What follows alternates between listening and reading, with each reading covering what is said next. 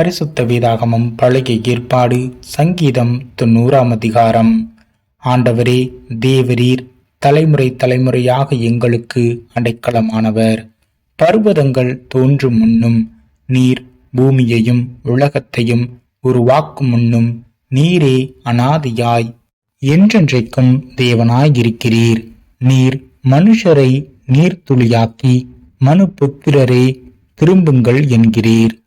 உமது பார்வைக்கு 1000 வருஷம் நேற்று கழிந்த நாள் போலவும் ராஜாமம் போலவும் இருக்கிறது. அவர்களை வெள்ளம் போல் வாரிக்கொண்டு போகிறீர். நித்திரைக்கு ஒத்திருக்கிறார்கள்.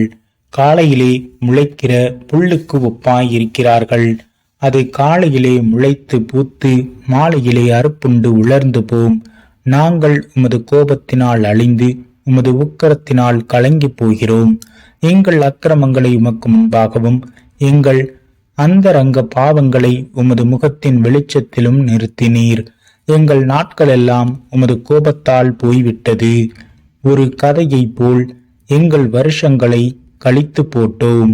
எங்கள் ஆயுச நாட்கள் 70 வருஷம்.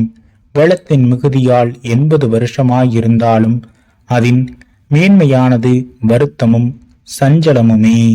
அது சீக்கிரமாய் கடந்து போகிறது. நாங்களும் பறந்து போகிறோம்.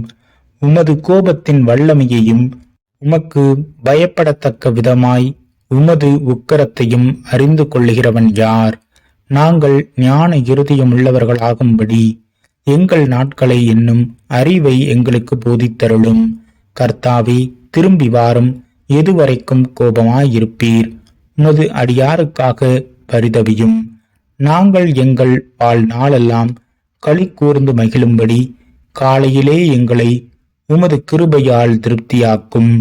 தேவரீர் எங்களை சிறுமைப்படுத்தின நாட்களுக்கும் நாங்கள் துன்பத்தை கண்ட வருஷங்களுக்கும் சரியா எங்களை மகிழ்ச்சியாக்கும்.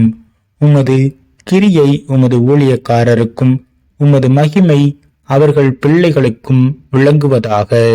எங்கள் தேவனாகிய ஆண்டவரின் பிரியம் எங்கள் மேல் இருப்பதாக. எங்கள் கைகளின் கிரியையை எங்களிடத்தில் உறுதிப்படுத்தும். ஆம், எங்கள் கைகளின் கிரியையை எங்களிடத்தில் உறுதிப்படுத்தி அருளும்.